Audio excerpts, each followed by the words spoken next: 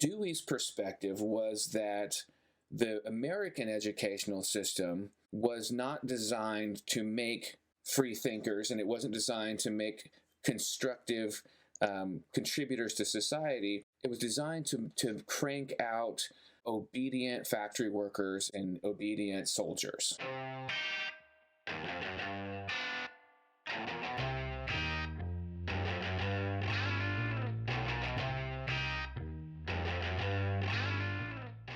The Barney and Clyde Show, Season 3, Episode 1, April 22nd, 2021. It's been quite a hiatus, but we are back amongst the living and ready to discuss great ideas. Good afternoon, Clyde. Hey, how you doing, Barney? It's great to be back. Marvelous, you bet. Yeah. I've really missed these conversations, so I'm really excited to talk about education today. Okay. Yeah, what we've decided to do, we've tweaked our format a bit. For one thing, we're audio, and we're gonna see about an episode in which we kick around the ideas of a given thinker and that thinker's legacy and how it's played out in particular institutions in our society. To be more specific, we're going to look at the long reach of John Dewey, who was a philosopher and education reformer. Lived a good long life. He was born in 1859 in Burlington, Vermont, died in 1952 at the age of 92 in New York City. And over the course of that life, wrote hundreds of articles and many, many books, and helped found the New School for Social Research. He was part of the progressive movement, along with Thorstein Veblen and Richard T. Ely and Charles Beard and Charles Pierce and Woodrow Wilson and Herbert Crowley and all those kinds of people, some of whom he worked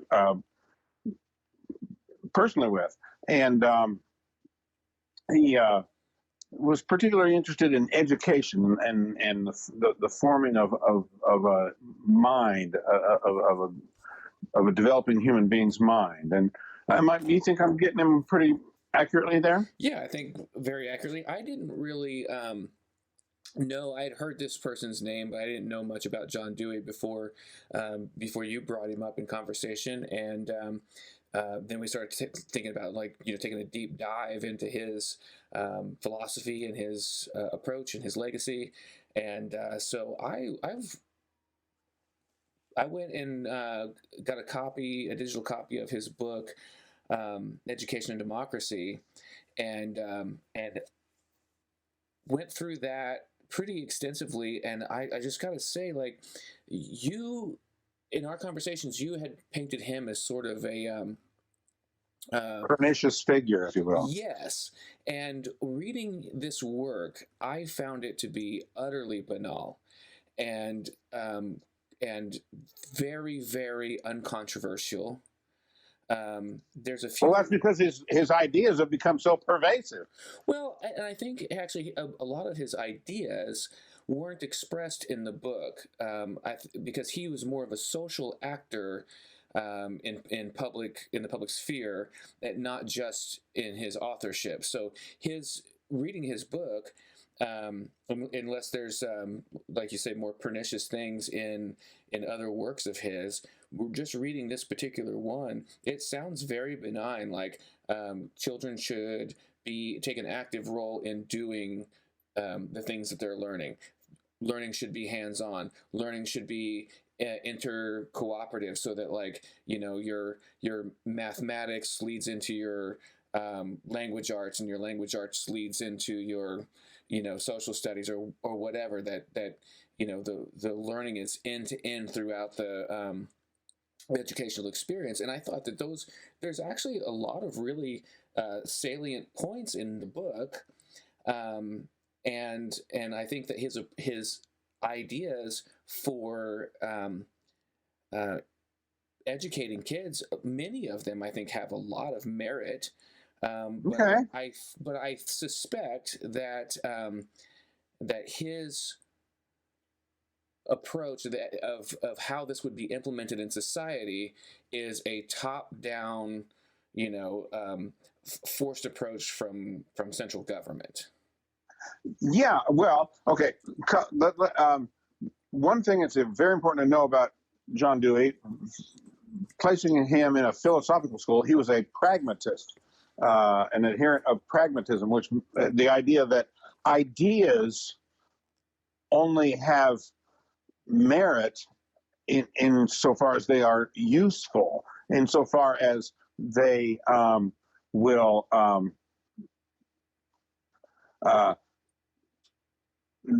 the words and thoughts are only useful as tools for prediction and problem solving and action, and that ideas, just to ponder them as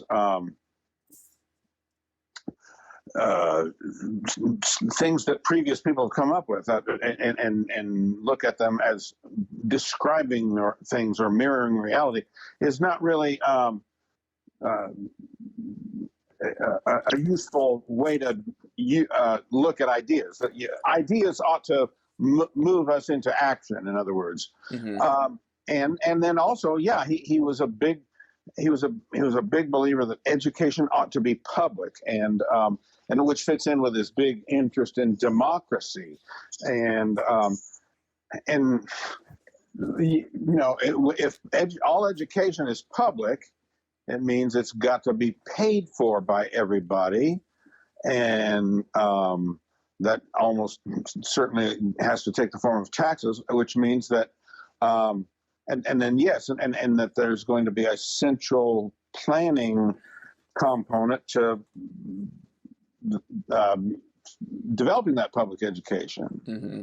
Yeah. So, and I think that one thing that's interesting is how the socialists' mindset sort of chases its tail, right? So maybe in Dewey's day, I think perhaps there was some difference in education that needed to be addressed. You think about the farm schoolhouses, the one-room schoolhouses where the teacher, has to educate kids that are in different age groups and different, ranging from 6 to 18 or something. And then you had very conformist sort of indoctrination factories, is what some of the schools used to be, where even if you didn't have a school uniform, you had very, very tight dress codes. You had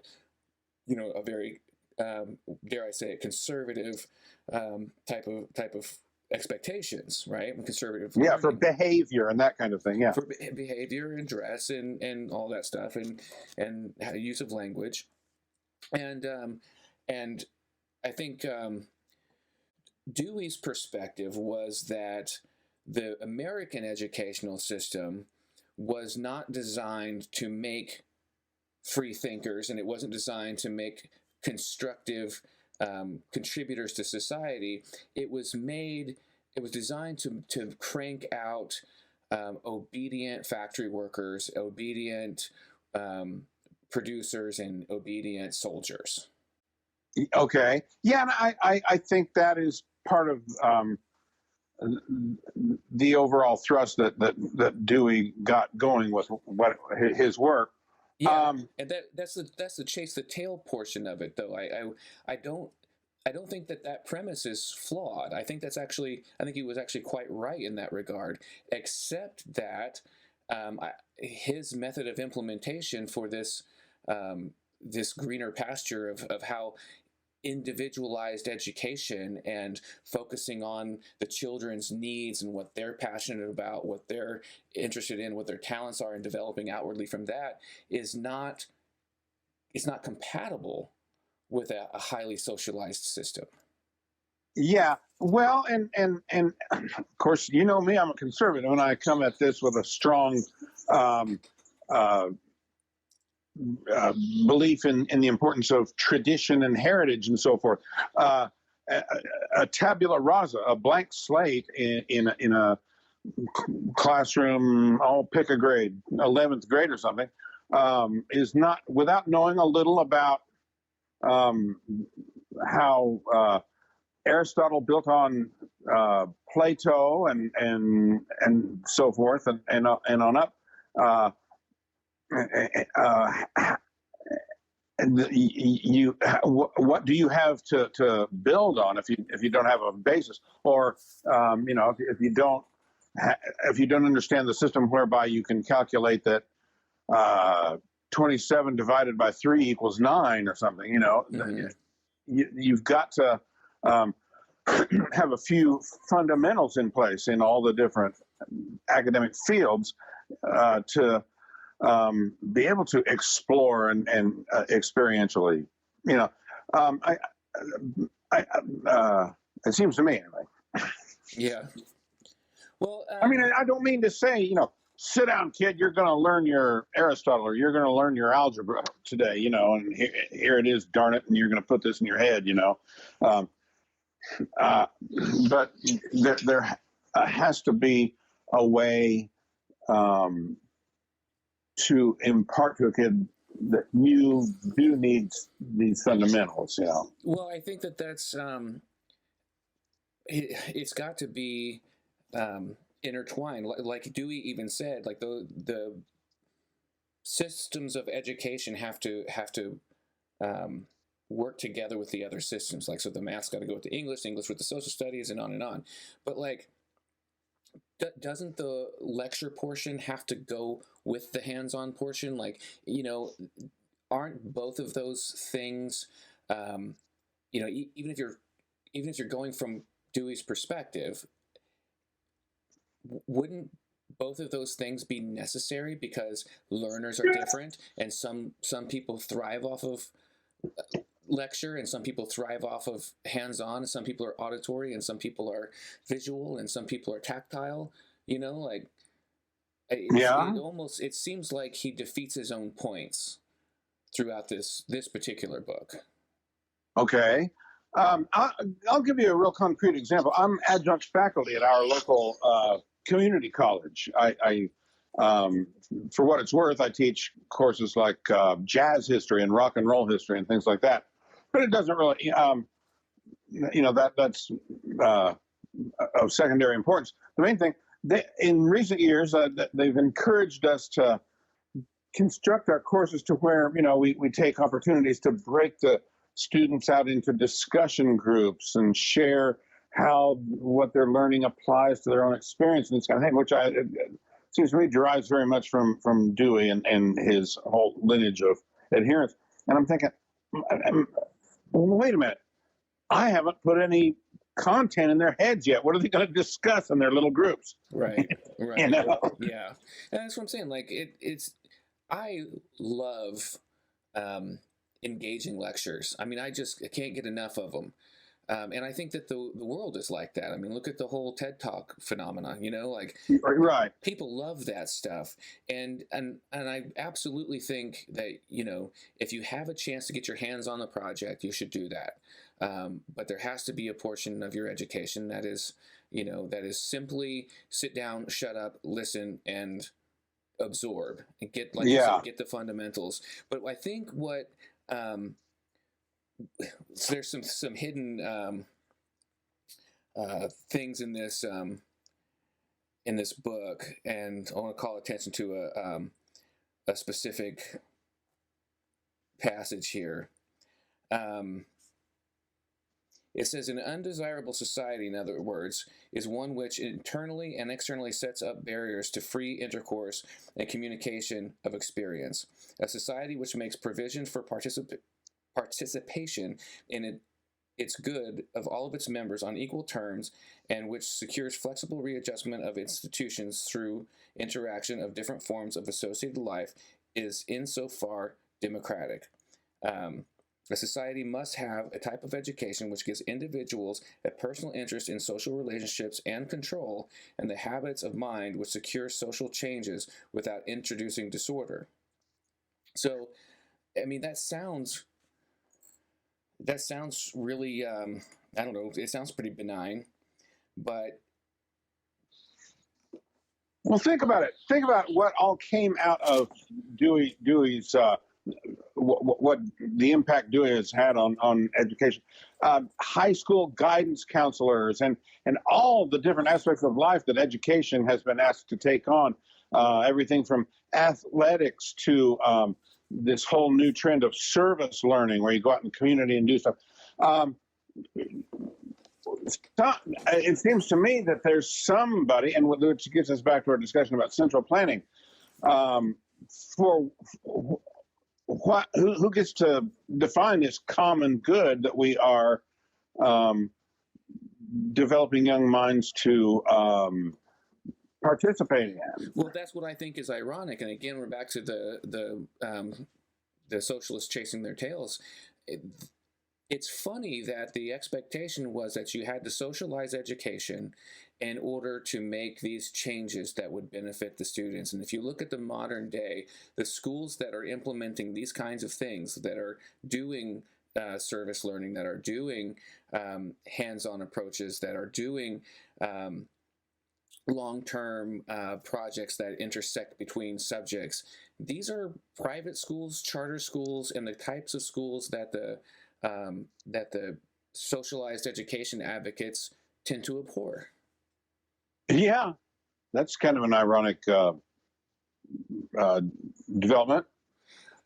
So I don't think Dewey's wrong in some of his ideas of what he's saying will benefit children and benefit society because we've made, better citizens and critical thinkers. I think he's spot on the nose in a lot of it. It's just that,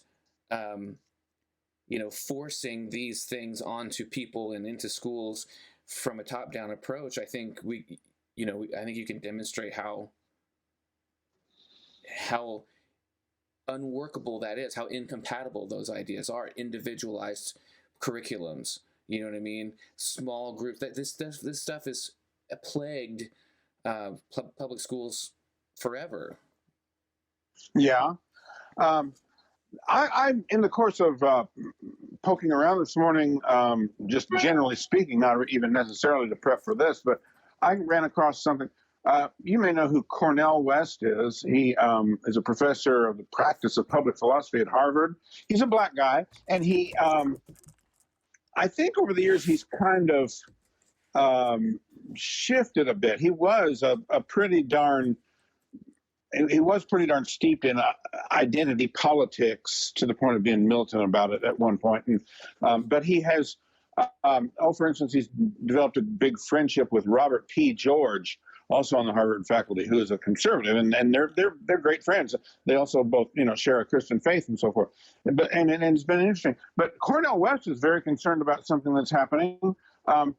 Howard University, which is a historically black institution, is dissolving its classics department.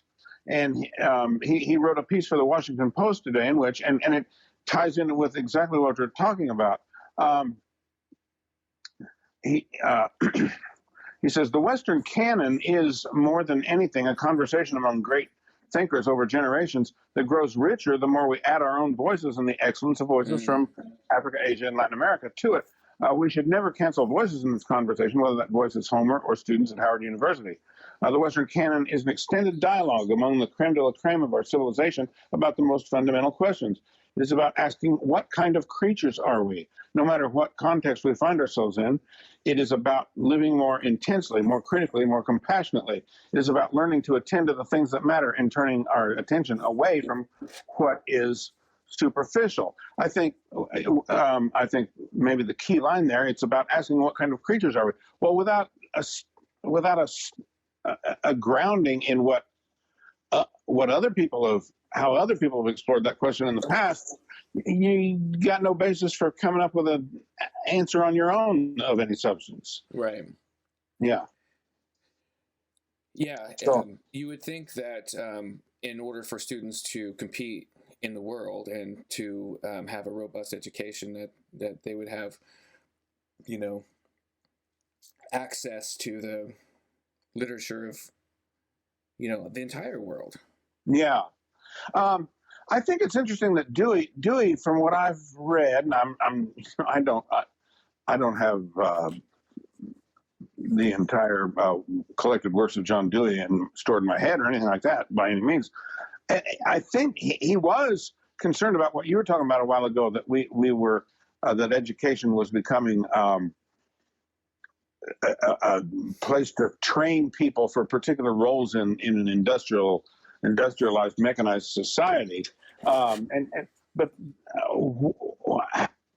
what he's offering, I don't see how that prevents that. Yes, I totally agree. I think it's perfectly compatible with that.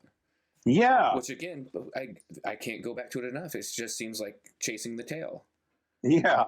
But it is insightful that if you wanted to crank out factory workers, that's fine. There's nothing wrong with being a factory worker. So people should have hands-on mechanical skills. I don't Right. I don't think that's done enough. And the old shop class that we had in school, I think that was we didn't do nearly enough of that. But I find it ironic that that people are seeking this stuff out, this type of information out, this learning by doing from for-profit organizations. I know that there are public schools that are adopting these things, and I'm not trying to disparage that. But I think that just reading this book, I just thought this doesn't sound like public school at all to me. And staunch advocates of public school tend to revere this man, but it doesn't sound to me like they've really implemented what he's talking about here, except at those, some of those charter schools and private schools and those places that have the ability, Montessori schools, that have the ability to structure curriculum around a student's particular talents, a student's particular interest, a student's particular needs, and then put them into small groups that have a similar subset of skills and talents and needs, and to do coordinated project work across multiple disciplines. I don't see that from public schools for the most part. It's important to kind of parse what Dewey actually said and what those who were enthusiastic about his ideas and took and ran with some of them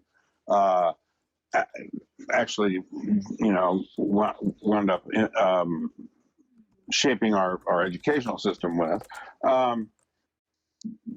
There is a strong collectivist thrust to his thinking, and he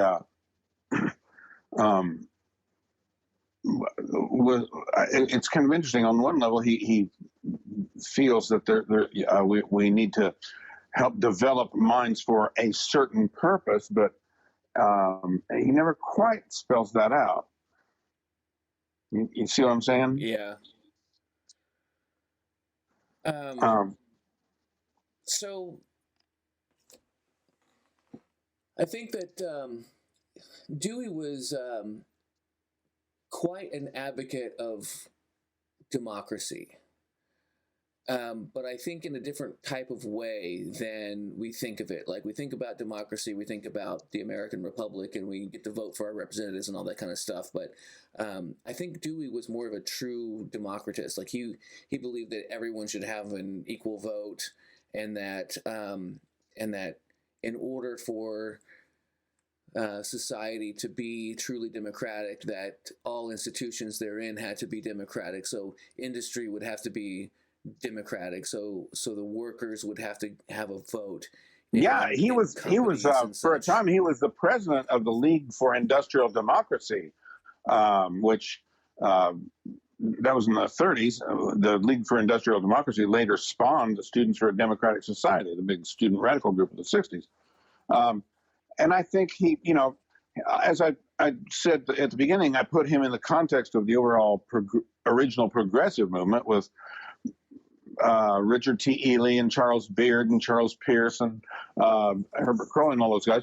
It was just about the time the original progressive movement really was having its maximum impact, the year 1913, that the Senate changed from being from representing states' interests and senators being elected by state legislatures, legislatures, to being directly elected by voters, just like people in the House of Representatives. And of course, that was also the year the income tax was instituted. But that was a very important change, and this whole idea of democratizing. It'd be interesting. I'd have to do some research if he had anything to say about the Electoral College, because yeah, that would be interesting. I think that what it comes down to, though, is this person is trying to, or was trying to, influence society through education, and I think that there's a certain sinisterness there, because it's no secret that the younger you can get to people, the more you can mold their thinking.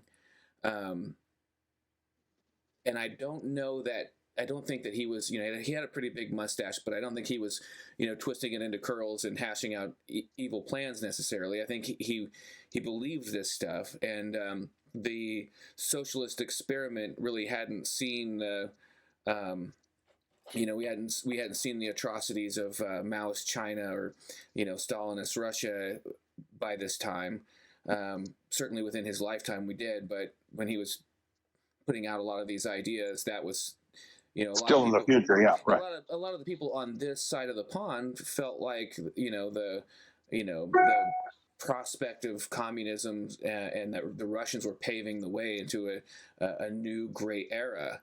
And so he thought that this, and this is from Jacobin magazine, which I'm not sure if you're familiar with, but yeah. So they quote him here from his book, The Influence of Darwin on Philosophy, from 1909. It says, the path to social evolution lies in developing human beings' capacities for social cooperation rather than a struggle for survival of the fittest. And because democracy bases its legitimacy on the widest possible social interest, democratic politics became both the means and end of Dewey's vision of free and equal human development. So it's like, they're saying that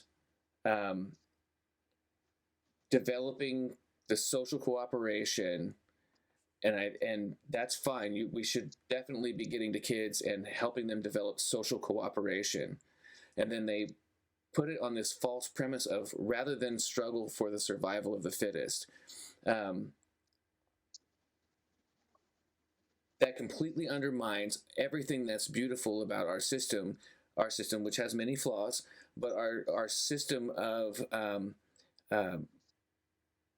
freedom for individuals and their freedom to choose their paths. And there's many paths along that way for people that may be struggling to be the top dog, okay? But most people don't want to do that, and people have the options to to not work 90 hours a week or 100 hours a week and then eventually become Jeff Bezos. Some of them just, can go to work at the factory, and some of them can get, jobs in middle management, and some of them can sell insurance, and some of them can just enjoy their happy life and the fruits of their labor, and, and not be caught in too hard in the rat race. Yeah, or go entirely off the grid and grow your own food and all that good stuff.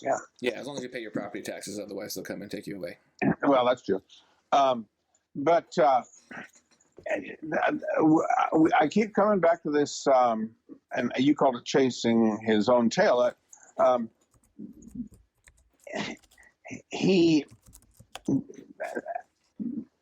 somewhat explicitly is talking about a common good, an overarching ideal that our society ought to strive toward. But on the other hand, he's all about the individual following his or her own interest, and Yeah, so Dewey's 4 principles of progressive education. We probably should have mentioned on the house Yeah, side, but learning by doing, discussion, interactivity, and interdisciplinariness. Interdisciplinary. I don't know. yeah, Um, but so those again, if you think about those, learning by doing, discussion, interactivity, being interdisciplinary, that all sounds great. Like, who wouldn't want those things? And then we get this approach that that everyone must do it this way. All schools must do it this way. We have to reform society. This seems like, if you dive down into it, the only places you're going to get this are people who are opting in and pursuing their own interests. You only get that in a free society. You don't get that from a command. I don't want to say economy, because education in itself isn't the economy, but in a command top down situation, you just won't see that. They're not compatible. yeah.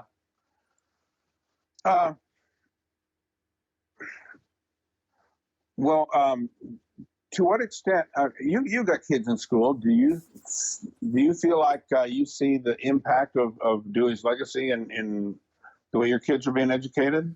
Well, again, I don't know a lot about Dewey.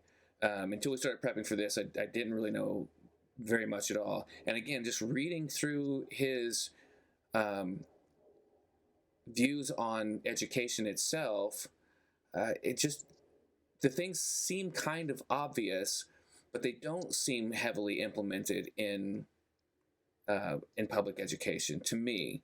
But public schools are widely different. They can really vary from school to school, from school corporation to county to county, state to state. But yeah, no, I don't see as much learning by doing as I would like to see.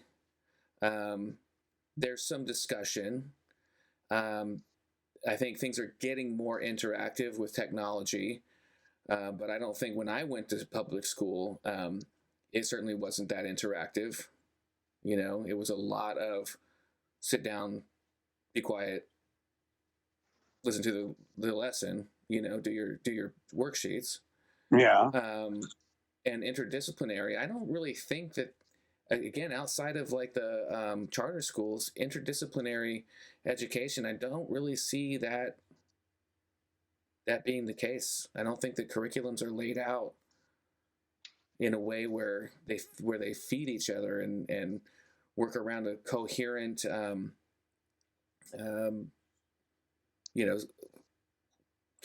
kind of keystone. Like at the charter school here locally, a lot of the curriculum is project based, right? So you have to develop a project over time, and that's where you get this interactivity, this interdisciplinary situation. You get the discussion, and you get learning by doing, and then you develop a project over time, which I think is a marvelous way to educate kids. And still, there should probably be some, okay, sit down, shut up, and listen to the lecture time also. But that's a public school, but it's a public charter school, where they get to deviate from the typical curriculums and develop their own way of doing things. And okay. Well, where my hair starts to stand on end with regard to all this project stuff, because one of our local high schools, I don't know, maybe they all do now, but has when you reach 12th grade, you have to do a senior project. And so I've seen some of these where they often the kids choose, and I think they sort of feel compelled to choose after, because I think you get assigned a faculty member to kind of walk you through your senior project process. They choose something that's going to, quote unquote, benefit society. Mm-hmm. And I've even seen some that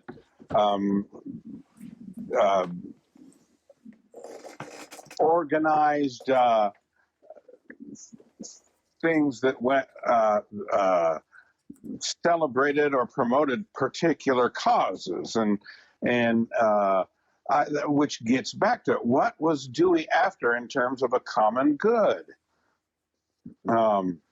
And how do you, yeah, and how do you define that? And once it's defined, how do you get it to stay put? How do you get the next generation, to have the same values and carry that forward? Yeah. And how do you know if you got it right? Like when you decide what's good for society, how do you know that you gave society what it wanted? And how do you know you did right by everyone? Yeah. And once again, I don't know that you can determine that without a grounding in what has worked and what hasn't in the past, and what ideas proved to have legs, historically speaking, and which ones didn't. Mm-hmm. Yeah, so I guess in this, I don't know, how much more do you have on Dewey? I don't know. If we've taken a good long look at what we wanted to about him, I'm good with that. Yeah, I mean, I guess in closing, I would say that when we first started discussing him and looking into doing an episode based on his philosophy, I really expected to fundamentally disagree with him on most points, but I gotta say, just reading through his book, I don't disagree with a lot of it. I found a lot of stuff that I agreed with. I really think that these 4 principles are absolutely. I mean, I think they're almost boring in that they're so obvious. But maybe that's coming from a lens of someone who lives 100 years after Dewey. Yeah. But also, I expected that his ideas would be, since they're so celebrated by the by the types that just worship public education. And I'm not trying to be cruel to public education, but as much as they seem to admire this man, I really expected to see more of his principles in that type of curriculum. And I think they could probably use more Dewey, not less. And I understand that there's a difference between what appears in the pages of his own writing and in this book in particular, and what he put out into the world through other media. Yeah, not to mention his activism. He was, like I said, he was president of the League for Industrial Democracy for a while, and he was buddies with all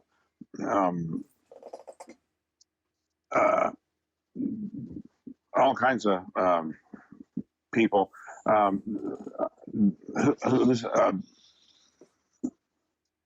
Eugene Krebs and people like that. He was. I don't know. In closing, I would just say that his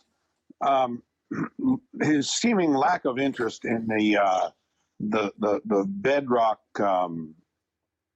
ideas and figures of Western civilization and greatly troubles me. Yeah. Okay, well, I think that's a good discussion to bring back B and C for season 3. Sure, and as always, chime in. We'd love to hear from you via email or comment thread or message or. Yeah, the best way to do that would be to comment on YouTube or comment on our Facebook page. It's just facebook.com/Barney and Clyde Show. And let us know if you thought that doing an episode based on a biographical situation was worthwhile. And if you'd like to hear some more of those, there's some other figures I think it would be really interesting to discuss. And let us know who you think. If you do think it's a good idea, who do you want us to talk about? Who do you want to know more about, or who do you know a ton about that you can contribute and let people know about? Very good. I think, yeah, we'd love to get that kind of input. You bet. And so if you don't already subscribed, make sure you subscribe and like the show on YouTube and Facebook and all that stuff, and make sure you hit the notification bell, because if you don't hit the notification bell, you won't know when we're doing stuff or when we've posted content. Okay. Yeah. Okay. Well, I think season 3 is off to a good start. I agree. Great to be back, Barney. You bet.